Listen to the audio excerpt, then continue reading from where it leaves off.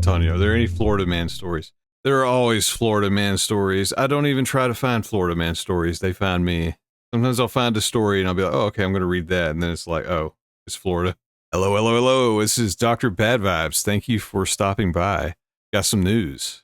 This one's not something tragic for a change. A stunned couple found $100,000 in cash inside an old safe they dredged up while magnet fishing in a New York City lake.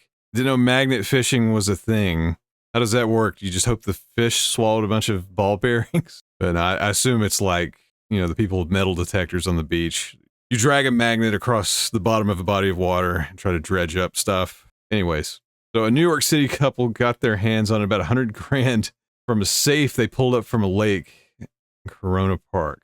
So they attached a neodymium magnet, which should go for as little as $22 on Amazon, to a fishing rod and reeled the old safe from the depths of the water. What kind of, I can understand the magnet hitting the safe. What kind of string were they using on that rod where it could handle a safe? So at first it was a mundane discovery.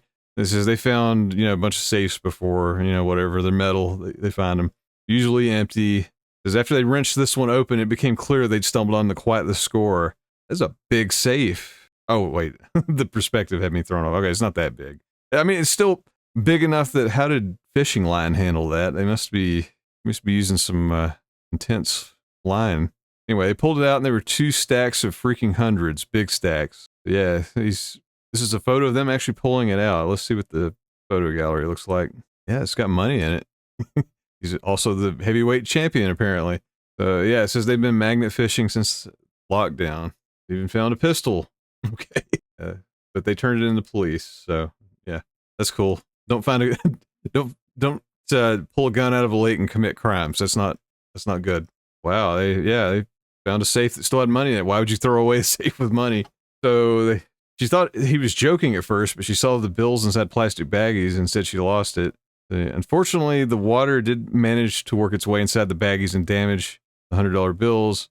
So it's unclear if they'd be able to cash in the bills, but there's a chance the U.S. Bureau of Engraving and Printing will redeem their money. I didn't even know that was a bureau. And I was about to say this. I have heard this. So if more than 50% of the currency is identifiable, a lawful holder of the notes may receive a redemption of full value. So I've heard that, like, if you rip, if you rip money not in half, but more than half, as long as you have more than 50% of it in your possession, you can usually redeem it and get new money. So if it's like water damage, I mean, it's pretty durable though. So I'd say unless it's ripped up or just burned, it's probably hard to, destroy it enough where you can't turn it in. Just speculation. I've never ripped up a bunch of money and taken it to the bank to find out. So anyways, they call it the poor man's treasure hunting. They created a YouTube channel last June called Let's Get Magnetic, where they post their best hauls from various bodies of water. They've got like a greatest hits video. This is a recent video. They found multiple watches, jewelry pieces, and old New York City subway tokens, and including the pistol that we just saw. They said they did research and came to the conclusion that the finding and keeping things such as weapons and safes full of discarded cash could potentially get them in legal hot water or pond water. So when they find the items that could be tied to criminal activity, they've made a habit of phoning the police to make sure they aren't disturbing anything. I probably wouldn't tell everybody I found a bunch of cash.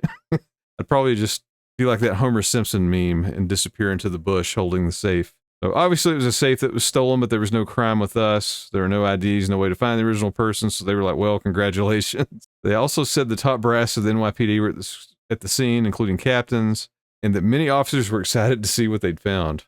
And said some cops with 18 years of experience told them they'd never seen anything like this. Yeah, that's pretty wild. But that was very honest of them to go straight to the police. Can't say I would have done the same. But yeah, here's their YouTube channel. I'm surprised with all that press they would have more subscribers. But they got 5,000. It's more than this channel has. Can't judge.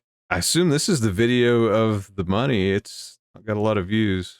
Not being judgy, I'm just kind of surprised. But that's cool. I may have to check that out later.